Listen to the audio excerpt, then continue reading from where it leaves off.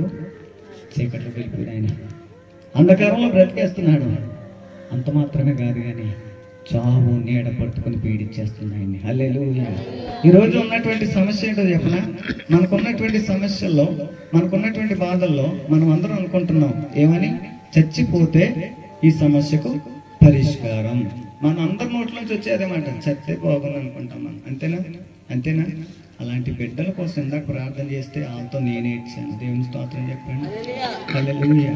ప్రభు ఎందుకు దర్శిస్తున్నాడో అర్థం చేసుకోండి. ఈ రోజున ఎందుకు దర్శిస్తున్నాడు తెలుసా?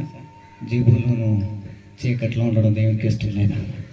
జేబులోను చావునేళ్ళలో ఉండడం దేవునికి ఇష్టం లేదు. జేబులో నలిచిపోయాడు, నేను చచ్చిపోతే బాగుంది అనుకుంటున్నాను. జేబులోని ఎంత నలిగిపోయాడు తెలుసా? తన కష్టాలు భరించలేక, నా సమస్యలు నేను భరించలేక చచ్చిపోతే బాగుంది అనుకుంటున్నాను. నేను చచ్చిపోతే బాగుంది అనుకుంటున్నాను. నా ప్లేస్లోకి వస్తావా? నేను బ్రతికిస్తావా? నా ప్లేస్లోకి వస్తావా? నా పరిస్థితులు మారుస్తావా? అర్థమైంది కనుకనే తన నివాసం ఎవరికి అప్పగించాడు చెప్పాలా? దేవుడికి అప్పగించాడు. ఎందుకు కోరుకుంటున్నాడు ఆయన ఇప్పుడు నివాసం? చెప్పండి. నేను రక్షించడానికి కోరుకుంటున్నాడు ఆయన. ఎందుకు నాయనా గ్రామానికి వెళ్ళాలంటే చూపించేశాడు. అక్కడ చచ్చిపోతున్న వాళ్ళు ఉన్నారు, అక్కడ చచ్చిపోవాలని ఆశపడుతున్నారు, వాళ్ళు ప్రేరేపించబడుతున్నారు.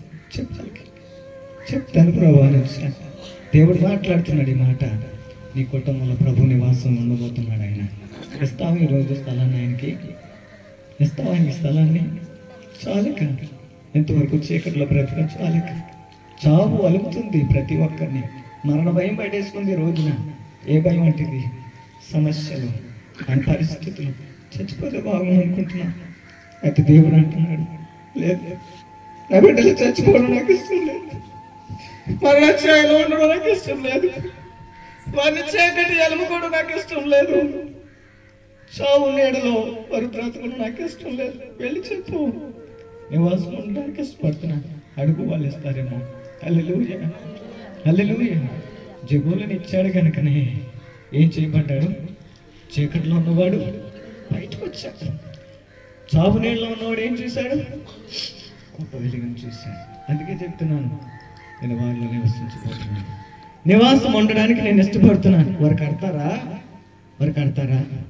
నివాసం ఉండడానికి నేను ఇష్టపడుతున్నాను. ఇస్తారా వాళ్ళు? వారి గృహంలోకి నేను వెళ్ళబోతున్నాను. నన్ను రప్పిస్తారా వాళ్ళు? రమ్మంటారా? ఇది